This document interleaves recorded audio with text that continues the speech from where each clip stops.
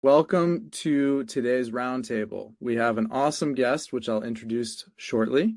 This is all about territory planning. And I think the real interesting part as well is, Jacqueline's going to talk a lot about the business owner mindset. Like, how do you make yourself feel like a CEO as you're doing your territory tackling, and how do you get more efficient? So we'll dive into a lot of topics as we go.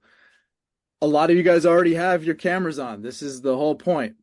Cameras on, as we say, mic's hot, and let's get interactive. Jacqueline's going to be talking and introducing the topic, but the whole point of this is for everybody to jump in with questions, reactions. The more stuff we throw at Jacqueline, the more she can give us advice and help our careers, right? A lot of you guys are already in the Strategic Sales Network, so thank you for being there and being a member and interacting. Everybody can join from going simply to strategicsales.com. You can onboard in moments. It's really fun. And we're always evolving and getting content and more roundtables like this. So I will plug that throughout. Speaking of roundtables, we've got some great guests. Scott Leese, you might have heard of him. Amazing consultant in the field. He'll be talking about pipeline gen, probably something that's on everybody's mind, like every day when you wake up, you're thinking pipeline. When you go to sleep, you're thinking it. And then to change things up, this was a topic that's really been requested a lot, which is mental health in sales. It's something we take very seriously. We always are trying to help sellers balance their lives. And Richard Harris will be there. That will be something we won't record. It'll be a safe space to really get your questions answered. And he's great at it. So we welcome him soon. We have a lot of people here. Normally we do everybody introing on camera. It's just going to take too long, frankly. So please add your name, your company, and then drop a question, any kind of comment, anything that we can seed for Jacqueline to answer and tackle as we go on. Conversation starter, anything on your mind about territory planning. And so that's how it's going to go. We're going to intro Jacqueline, and she'll talk for 10, 15 minutes. And then as things progress, that's when we get to the interactive part. So bring your questions. We'd love to get you guys on camera asking, but also drop them, of course, in the chat. And without further ado, I'm going to introduce Jacqueline to you guys, and I'll let her talk about her career, her experience, her expertise in the field. So take it away, Jacqueline. I love it. Thank you so much, Matt. And thank you, Databook, for bringing us together. I have not been to one of these sessions, so I am new. Bear with me. I have not presented in a bit to something like this. So thank you for the opportunity. I'm certainly presenting a lot on the line with my customers, but always fun to be a part of a network like this. My name is Jacqueline Curtella. I go by Jack or Curtella because I played soccer for all my life. And that's my name on the field. But great to meet you. I'm born and raised in the Bay Area. I went to college in San Diego. So I'm in between San Diego and San Francisco. And after graduation, I moved up to the Bay Area with little options for work. And I started in IT staffing. So that's really where I kind of cut my nails, you could say, in the cold calling machine of what it was back then. I was in the inside sales organization for a IT staffing organization in San Jose. And then shortly after that, about 2 years or so, I moved into Oracle, where I spent about 10 years. So I have a resume of about 10 plus years of experience from inside sales, account management, and then I moved into regional management and interim director at one point in that run at Oracle. Fantastic. And when you think about territory planning and your experience in that field, maybe you can just kick off the conversation, Jacqueline, just talking about some things you've observed. And really, I think the really interesting thing for me, in addition to that, will be how do you harness a CEO mindset, and how do you talk to your team and get people to think that way, right? Because everybody's thinking about themselves as a rep, but how do you advance that mindset to a whole nother level? Great question. So what I'll do, Matt, is share my screen here. Let me do that first. And while I do that, was anyone an entrepreneur when they were a little kid in any facet? Did they do lemonade stands or Anything cool like that? Maybe throw those in the chat. I was always an entrepreneur before I even knew what that was. In fact, there's a funny story about me in the neighborhood where I would go around and cut people's flowers, which I didn't know was illegal at the time, and bundle them together and then go back and sell them as bouquets to the neighborhood. And so at one point, I was making some good money, but I did get my hands slapped because, tulips are expensive. But from that, and just growing up and being in the sports world, I've always tried to make it work and tried to make it happen. And I think that's partly why I found myself in sales. What I wanted to talk a little bit about today is definitely what's interesting to me about territory planning. But before that, the mindset. And Matt, as you mentioned, the entrepreneurial mindset. And so I put this on the screen just to kind of get us started. I'd love to know from everyone in the chat what you could do in 8 hours or less that would be life-changing to you.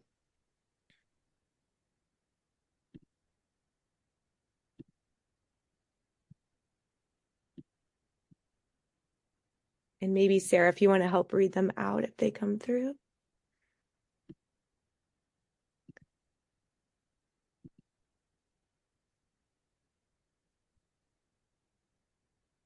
Size of fish all the time. So Fox, this is good. At the same time, they're hammering Biden about the Paleo fish. They're praising. All right. Sarah, are there any coming through the chat? Not seeing anybody. Come on, guys. I can start. Go ahead. That image on the screen is my first of 3 half marathons. I ran my first one in San Luis Obispo. And I know that, my time on the screen is nothing extraordinary.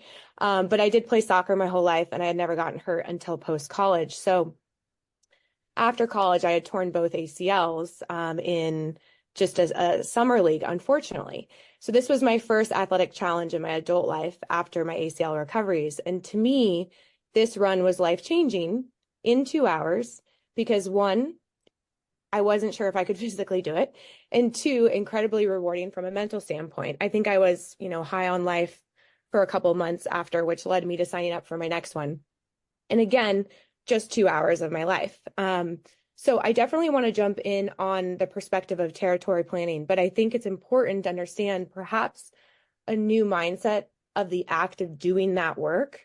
For me, when I entered the remote office, every 8 hours is important to me. And the way that I like to think about it is, okay, so if I'm choosing to do this work with my valuable time over perhaps running, another half marathon in a beautiful place like San Luis Obispo, or maybe taking an 8-hour flight to Croatia with my mom, man, I better give this all I got because I want to be able to look back and be proud of myself for valuing my time, both in this role and just in my professional career. And I think much like an entrepreneur, if you're putting your investments and resources on the line to bring your product to market, each hour is costing you. So I like to just kind of start with that mindset. Is there anyone else that had any ideas of an 8-hour life-changing experience?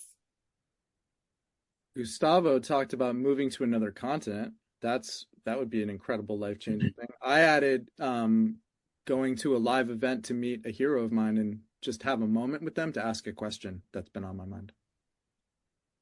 Hey, Jacqueline, it's not one that I was thinking that would happen, but one that for me did happen, which was my wife and I have 5 kids, but for our second, it was our son, and I chose to coach her through the labor, and I delivered our son. So that is completely life-changing. Trust me, for anybody who hasn't done that, it was. That's incredible. Yeah. That's incredible. Thank you for sharing. Yep. So there's a lot of tenured people on this call, so this may not be new to you, but while you have a perspective on time and value for yourself, what 2 hours means to you, what 8 hours means to you, what life-changing means to you, and also why you're choosing then to show up and either be in your office with your time or be in your remote office.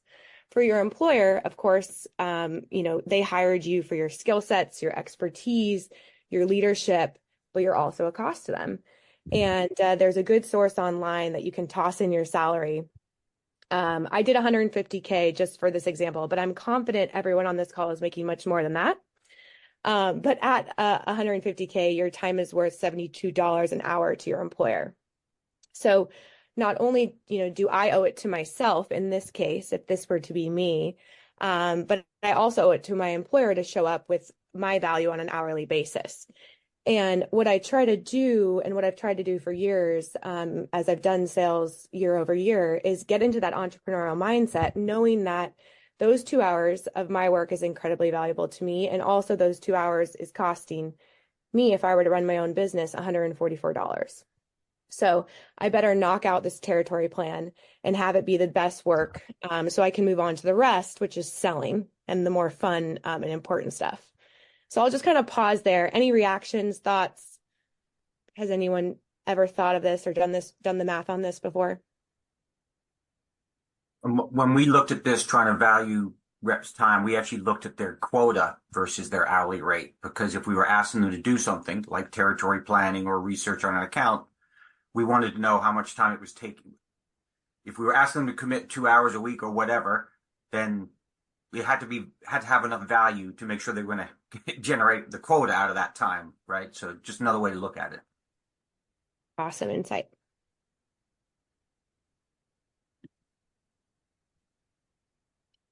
So I think just a quick transition then to the actual territory planning for me. Now that I have this consistent kind of mindset that I'm the owner of my business and I know what my hourly rate or the math behind, my quota and value to time, how fast and how strategic am I going to move?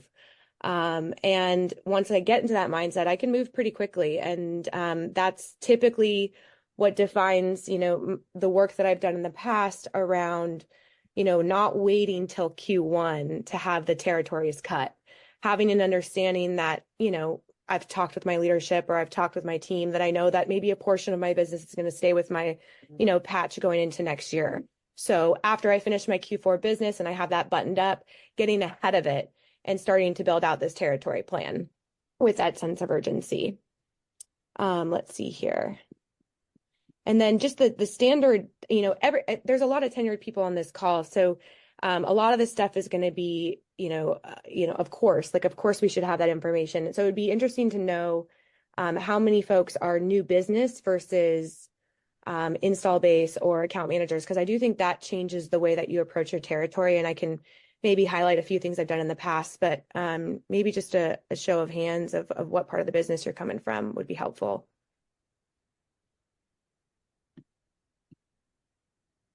Feel free to just speak up too. Go off mute. No worries if you want to speak up. 80% new business, 20% cultivating retention business. Yeah, I was a strategic named account rep, so focused on you said customers. Got it. Okay, great. So I think, there's probably a lot of people on this call that have different insights based off of the go-to-market position that you're in. And I think this will change and tweak depending on that. But very standard components that I look for is, I like to zoom out first. Of course, we do territory planning. We need to really understand our total addressable market. So I want to make sure I understand that and how that's changed and evolved. Second is my product market fit. So the degree to which my product is satisfying a demand or need. I want to make sure I've sat down with product marketing to understand how that's changed from last year, because maybe I need to alter my territory plan going into the new year. And again, I'm not waiting for management to tell me or management to plan that product meeting on my schedule. So I do this proactively. And then third, ICP, of course, your ideal customer fit. Who's my ideal buyer? Does my company have a strong database of wins? The first thing I go to is all of our win stories. And hopefully those win stories are evolving and changing as we're upselling and cross-selling, the product across different business units and growing the revenue. But I really, really want to understand these customer success stories. And I think, that's part of the art. That's part of the hourly pay that my employer is asking me to make sure that I'm an expert in. And so I want to make sure that I really spend the time doing that. And then also, How did that win, help the company make or save more money?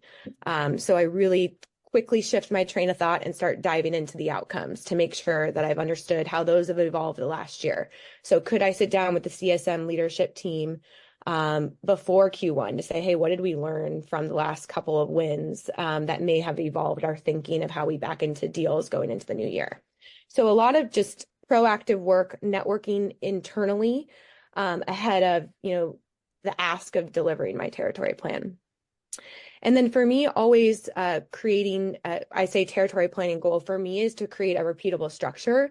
So I want to know that my structure will work product or company agnostic. And I have used it in different roles and responsibilities, at my work in Oracle and at my work in the startup world. And it's really not changed that much. That being said, the content has obviously changed. The strategy at which I kind of form my opinion has changed. The technology has changed. We're so lucky to have resources like Databook. And, you got ZoomInfo and you've got all these different resources that are throwing data at you to help, consolidate a point of view. But I want to make sure that that structure is there so that it's not something that I kind of get overwhelmed with at the start of the year, but that I'm able to have a format that can change and grow with me in my career. And that's more of the entrepreneurial mindset as well, versus kind of waiting to have that given to me. I'll just pause. Any thoughts, questions, ideas?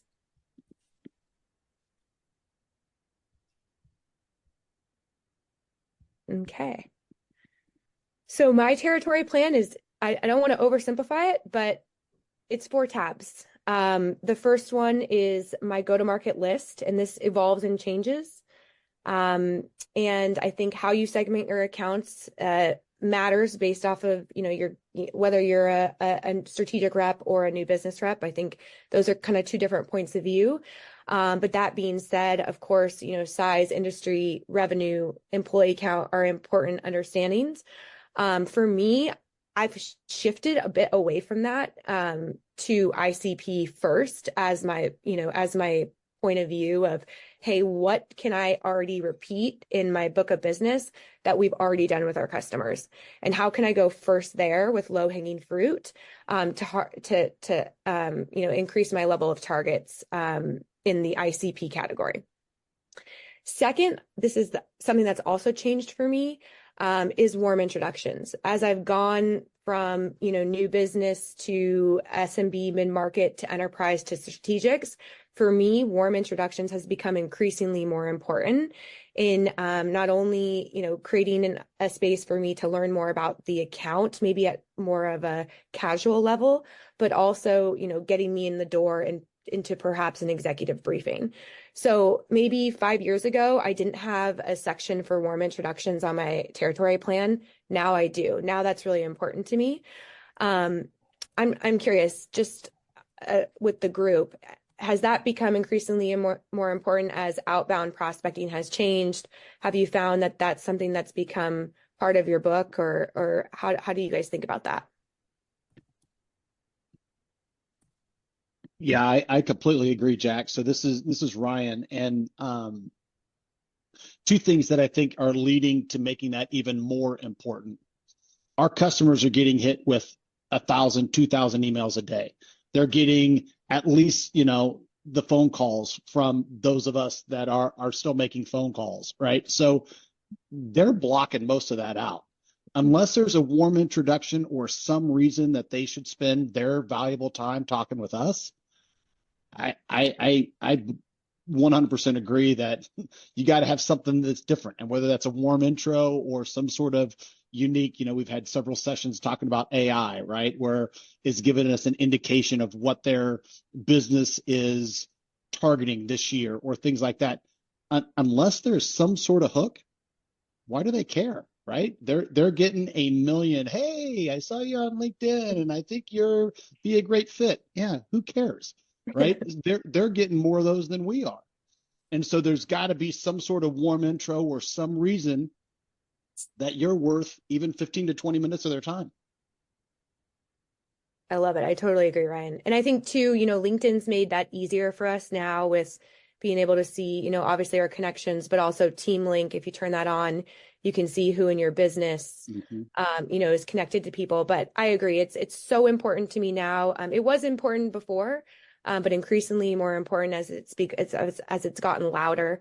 And then also I've done it more as like coffee chats to understand, maybe I go meet with a pure salesperson who's selling the product, at which I'm trying to maybe position a product with, but maybe I go meet with a salesperson and figure out like, how is their day to day? What are they struggling with? What are their challenges before I go, up to, the VP of sales or the CRO.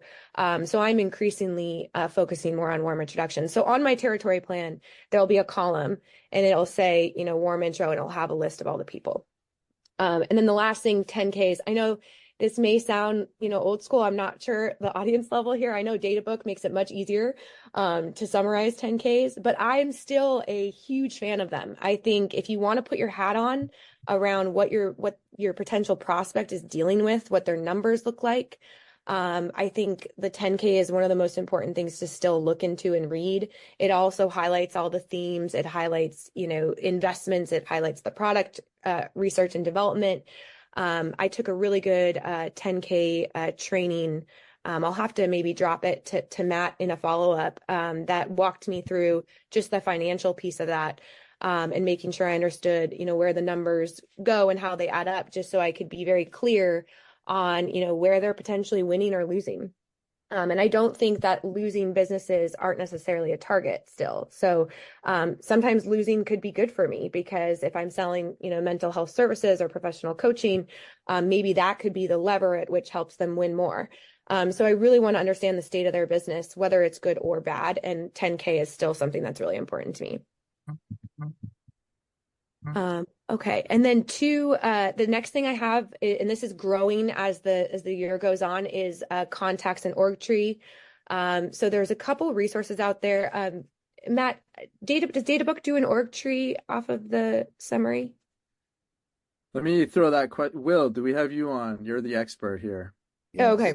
I'm here, and I apologize for being late. Hey, Jack, how are you? I'm good. Good. It's good to see you. Good to see everyone. Good to see some familiar faces, Carlos and Brandon and everyone. So to answer the question, what we do. So everybody talks about, the tool stack and what's available and some of the overlap. We, talk about ZoomInfo, we talk about SalesNav, and when we talk about DataBook, we basically do bring those personas to surface, but it's the personas that are key stakeholders within a company. So, for example, if I'm looking at management intent, what they're talking about with various business aspects, I'm going to look at what is the CEO talking about, the CFO, the CMO, the COO from a C-level perspective. ZoomInfo is going to drill down. And if you're doing persona-based sales and you want to talk to the IT, a director of IT or somebody on that level, then you could drill down there. So a lot of our companies have both. But to answer your question, Jacqueline, yes, we do surface a lot of the key executives and stakeholders within the DataBook platform. I love that. Yeah. And I hope to get a template like the one that DataBook spits out for you. That's really easy. So I could use that ongoing. But right now I just have a template of an org tree. There's a couple of resources online. And I'm building and evolving that on an annual basis. And I'm also, watching how people are moving. Maybe someone leaves and goes to XYZ company. I have another warm introduction over there, and I'm starting to kind of follow, the key stakeholders. And so that's evolving, and that's my tab 2. And tab 3 is my outbound strategy. So I've been, on the inside sales side in the field as well. And I've also done SMB, mid-market, and enterprise. And so for me, regardless of where I'm at, I still think outbound is incredibly important. We can't always rely on marketing. Yes, a lot of us have resources that are great where marketing does do a lot of that work for us. But for me, I've always made it a point to do my own outbound on top of what marketing is doing. And so I, set up a calendar. It's got 4 quarters on it, and each quarter has an outbound strategy that's typically, hopefully, aligned with the sales enablement resources that I'm getting from my company.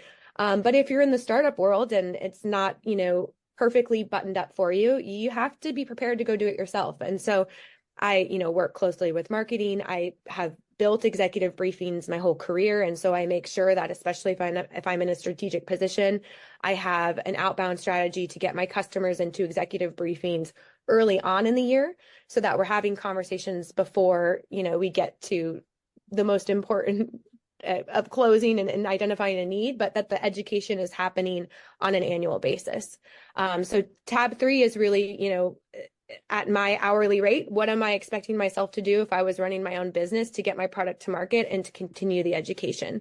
And then tab 4 is just the standard stuff that we have in Salesforce or the CRM of your choice.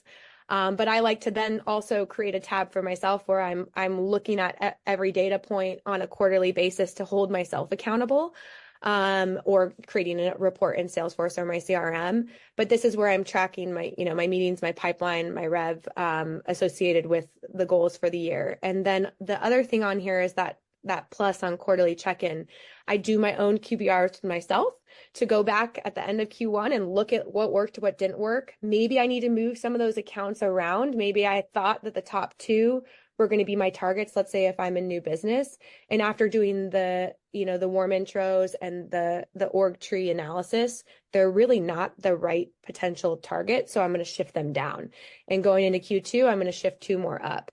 So it's just a moving, evolution, I guess you could say. But I like to get ahead of it, and I like to get going as soon as Q1 starts. Can I ask a question, Jacqueline? On your tab 2, on your contacts and org tree, you doing that by customer? So separating it out for each customer as you kind of identify your key targets? Yep, absolutely. And of course, it depends. If you're strategic, you're going to have less. So it's going to be less of a lift, and you might use Salesforce to obviously, manage your contacts, and maybe you use a resource like Databook to manage your org tree. So I guess it just depends on how you like to keep track of it. You could keep track of it in software too. But for me, I've been in strategics the last couple of years, and so I like to have it right in front of me, in one place, because I tend to get overwhelmed with the amount of resources out there these days. Yeah, we used to we would build a relationship map, which basically allowed us to capture a lot of political insight around how they thought about it, the solutions, are they friendly, not friendly, are they a champion, barrier, etc. Yeah, I love that, kind of like a heat map.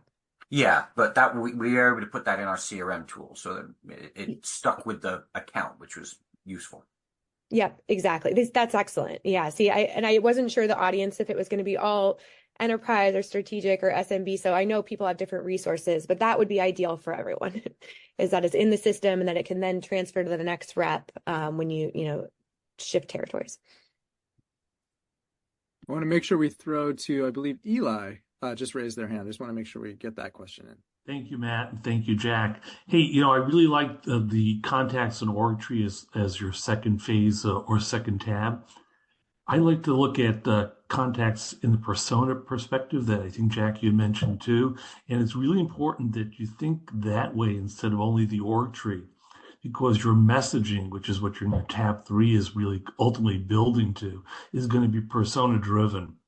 And you might have changes in your product or changes in the marketplace that create an opportunity for you to target a specific message to a specific persona based on that, event that's taken place in the market or with your product. So to me, the bridge between your tab 2 and tab 3 has really, really helped me in the past when I work with my teams or when I'm working on my own, just trying to figure out how I'm thinking about my business. Yep, totally agree. Personas they're the main part of that outbound piece.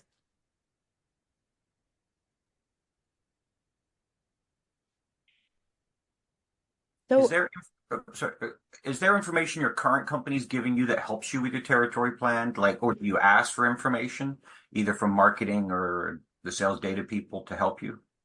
yeah, of course. I think it kind of depends on what's available to pull, and also, depending on what role I'm in. If I'm in a new business role versus an account manager role, I'm asking for a little bit of different stuff. But I'd say for what I always like to do is go to the CSM leader or the account manager leader at the end of the year, hopefully when he or she is not buttoned up, dealing with Q4 renewals. So I have to be respectful of that. But to really get a report on, was there any trends? I mean, hopefully they're pulling that data on a quarterly basis, but I like to get ahead of those trends to understand how can I change the way I potentially do discovery early on, but also prospecting early on based off of the quick learnings that we had in Q3, Q4. And so I try to just network, have coffee chats, talk to CSMs, talk to product marketing. I do a lot of that kind of like entrepreneurial networking ahead of maybe go to market, getting it all together and packaging it all up. Because not to say they're doing that good work as well. Hopefully they're presenting, their learnings to their leadership and to the board. But I like to kind of get ahead of it. That might be the athlete in me.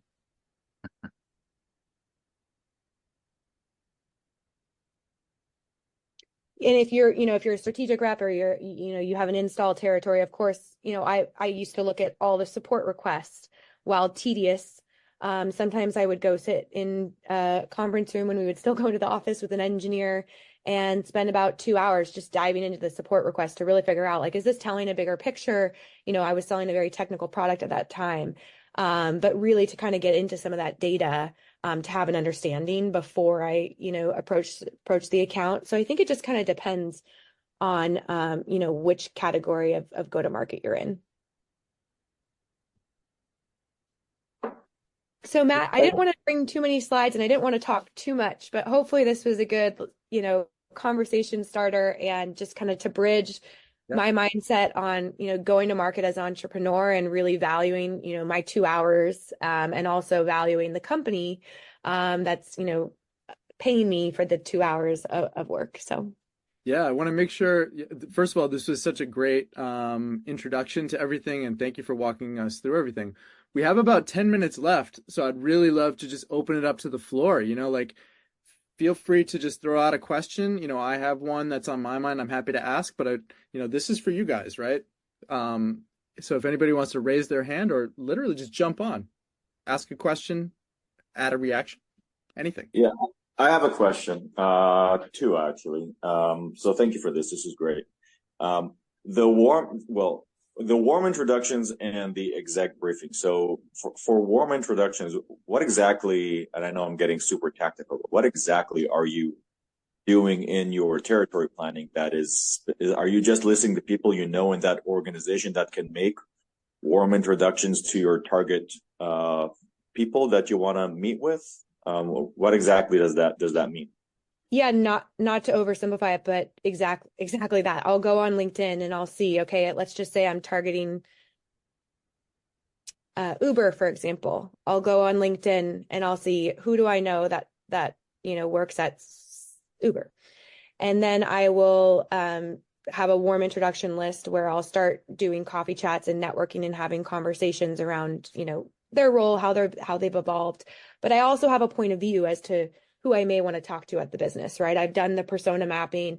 I've looked at, the org tree. I know, who sits in finance. I know who sits in IT. So I have an idea of where I want to go. That person may not know those people, but maybe they're open to making a warm intro. Maybe they're open to sending an email on my behalf. And all you can do is ask.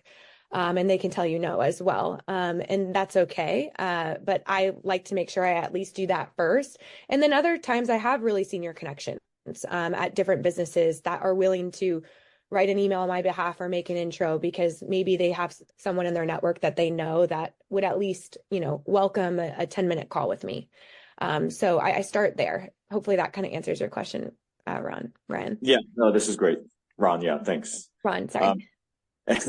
And then the other question is around exec briefing. Can you just clarify to me I get a sense of, I know what that is, but it seems to be like a core touch point that you're aiming towards in your account planning. So how do you think about exec briefing? Yeah, let me ask you this. Have you done one before? Are you in an enterprise role or are you what type of role are you in? Yeah, I support a team that is primarily doing an enterprise motion. Okay. And we're mostly kind of NewCo in our, like, most of our reps have maybe 4 or 5 existing accounts, and primarily they're going to make their number by getting new logos? New logos. Our AEs do both. Do both. But Okay. yeah. Okay, so I've used exec briefings both as an account manager, so an account with an install that we have, existing revenue with, or from a new business standpoint. So, approaching a CIO or a CTO or maybe a chief people officer with a 3-hour briefing around, of course, what's most important to them. So maybe a business pain or something we've identified through discovery that we could hopefully solve or, meet the need for. And then based off of that discovery of meeting with, maybe lower level folks and putting together a 3-hour overview session, it might include someone from product, it might include someone from sales, and it might include someone from marketing. I'm not sure. It just kind of depends on what you're trying to solve for. But the idea of the exec briefing would be going into their office, and you'd be surprised. In the last year, I've done, a handful plus of on-site briefings where I get to go onto their, territory and meet with their team in a conference room like I used to, and really kind of build the relationship on site. And the goal would be to, if it's a new business, of course, to start a relationship, most importantly, along the lines of which we could potentially solve a business problem for them, or at least better understand where the pain points are. And then ultimately, going forward, evolve that sales cycle into potentially a deal. So I've used it on both sides of the business. New business, it's much harder, but usually warm intros are the reason as to why I get, the right to be on site. Yeah. And of course, that I have a point of view and there's an actual pain that I'm potentially solving for. Right. Getting 3 hours with an exec on a new account, that's pretty mind blowing. And maybe not 3 hours. Maybe they only give you 45 minutes. Yeah. I would say 4 hours for account, more of an install based account would be more relative than a new business, because I agree with you. They might only give you 20 minutes. I have found that execs, if you have blueprints of how customers have successfully solved a problem, ideally with your solution from case studies, a lot of time new customers are interested in what that blueprint looks like, because now they're learning from other customers who've successfully implemented something, and you can reference other companies and they like to know what's happening, either their peers or just people in the industry. So it's incredibly powerful if you can get it, but you've got to bring value, right? That's the key thing. Yeah. I agree. Yeah. Absolutely. Yeah. New business is hard. Yeah. Oh, sorry. Go ahead. No, I was agreeing that everybody wants to know what their peers are doing. So it's a good way to, it's a good hook for sure. We have a great question from Sharon. Just want to make sure you saw that one, Jacqueline. I can certainly read it out loud, or if you want to quickly look at it. Talking about efficiencies and struggling with bandwidth. When you reference 2 hours, what are you actually putting into that? Good question. Sorry, I hope that didn't come off as literal 2 hours, but really just more so the mindset of how important every hour is to me, both for the value of my time and the value and my, the amount that my employer is paying me. So to make sure that every hour is focused on like my highest level of performance, which gets me into territory planning and really knocking it out. Territory planning can take more than 2 hours. I will admit that. So what are you actually fitting into that 2 hours? I'll do my best to break it up. So, because I've done this structure for so long, I do have a template that I use. Maybe I'll do, tab 1 and tab 2 on day 1, and maybe I'll do tab 3 and tab 4 on, the next 2 days. And I know it's always going to be evolving and changing. So I try not to be too detailed and making it so perfect that I need it to be done to be able to go to market. I don't. I'm ready to go with at least, a high level point of view. Maybe some more introductions are starting to kick off. I've taken my, sales enablement training. I understand the updates with the product. I can start having some discovery calls. So I try to, of course, break it up in the beginning of the year, but I know that it's going to be evolving. Jacqueline, one thing I wanted to ask, you've talked so much about your process, what works, how it's evolved, and I'm really curious, what are the things that you're seeing the most that are mistakes that are repeated by others that you're identifying? Like, what should sellers stop doing in this area that you are like the top 3 things that are recurring? That's a really good question. I don't have a prepped answer except maybe a reverse to Sharon's question. I think it's waiting for the business to have it all kind of figured out, waiting for marketing to have their presentation of what they're going to present, going into the year, and waiting.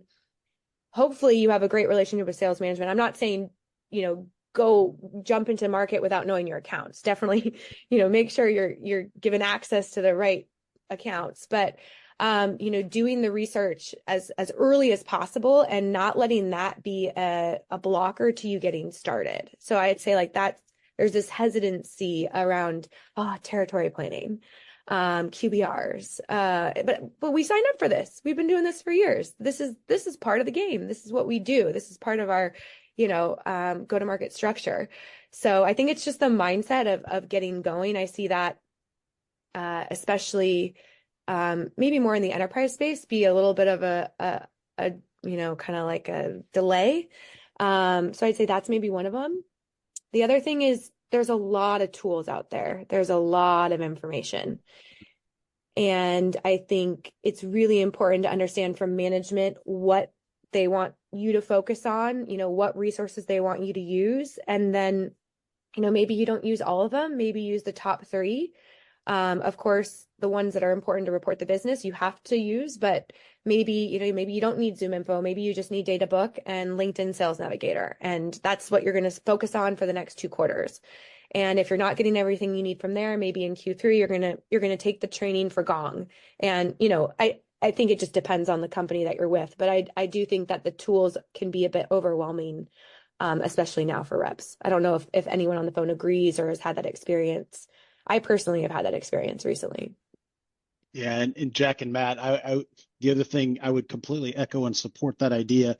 Don't let the research get in the way of actually doing the calls and the other things, right? And I just realized I wasn't on camera. Sorry, I get mad at my customers when they don't. Oh shit, I got my own virtual background. Hang on, sorry, I wasn't planning on marketing our stuff today. So my apologies on doing that. Let me just go blurry.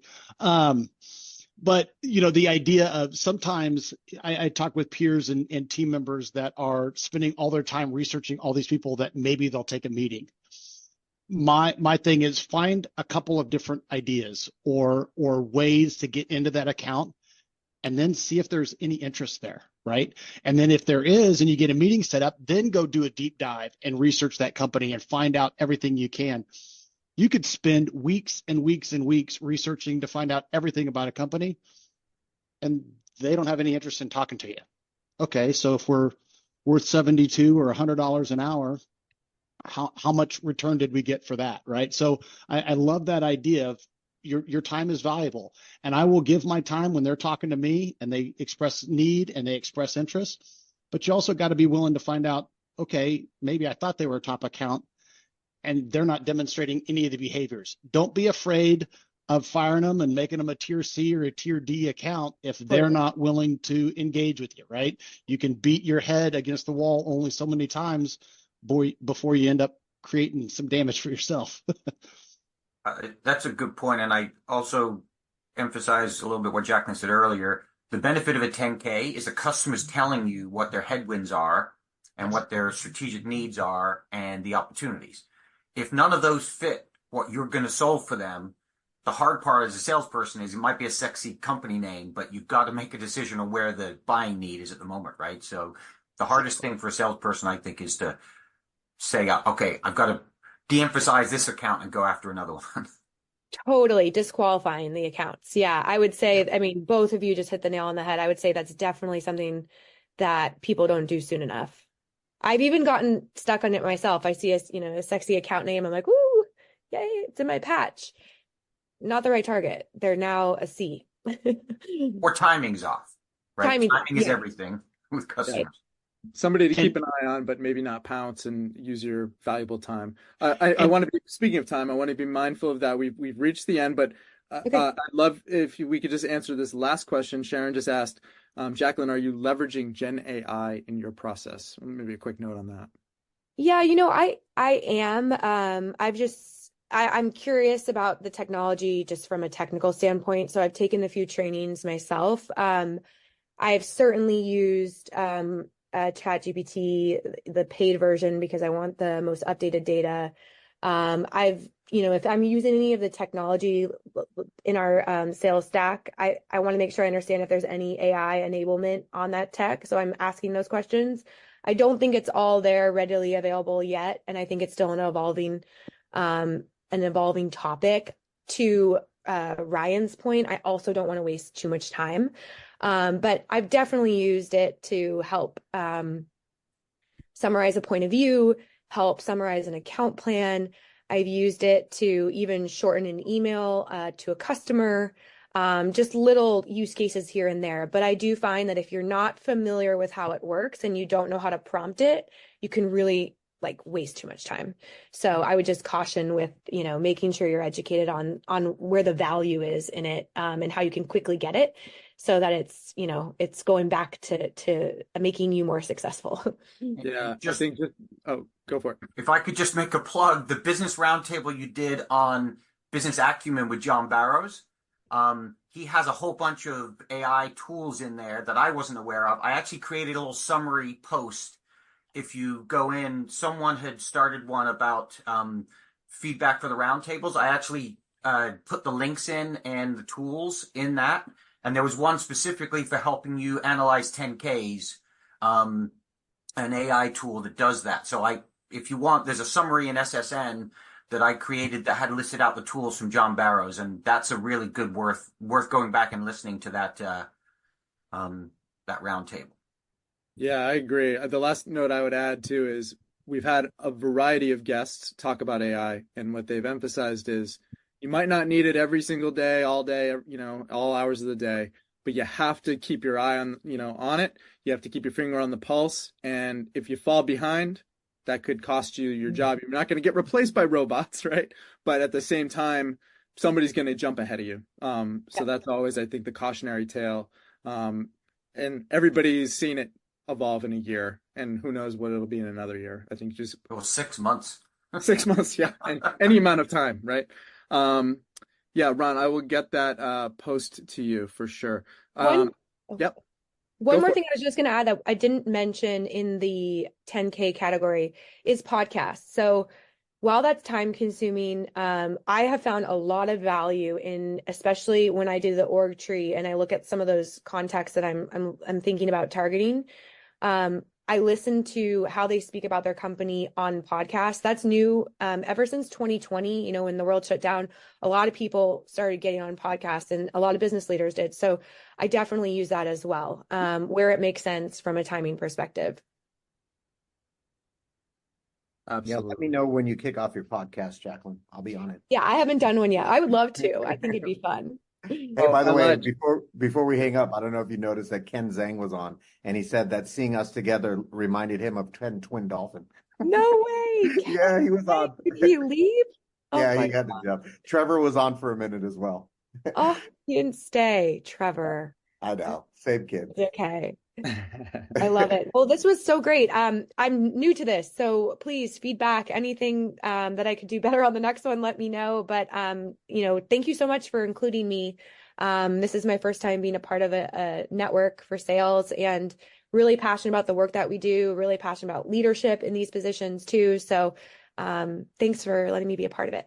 Well, thank you. I mean, this was fantastic. We'll follow up with everybody.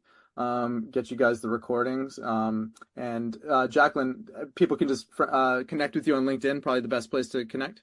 Yes, please do. Yes. Or yeah, Matt, you have my email. So if anyone needs anything, and I'm happy to share my template if people need it. There's there's data on there. So I would just scrub it and send it over. Absolutely. Yeah, we'll package up everything offline. But thank you guys so much. Thank you, Jacqueline. This was just absolutely fantastic. We appreciate everybody joining and with the energy and asking questions. The time just flies by on these things. So we always have a great time. And Jacqueline, just again, so insightful. We appreciate everything you shared with us today. Thanks, Matt. I Jack. appreciate Thanks, Matt. Yeah, Thank I you. appreciate everyone's feedback. Thank you. Thank you. Thanks, Jacqueline. Bye. Thanks, everyone.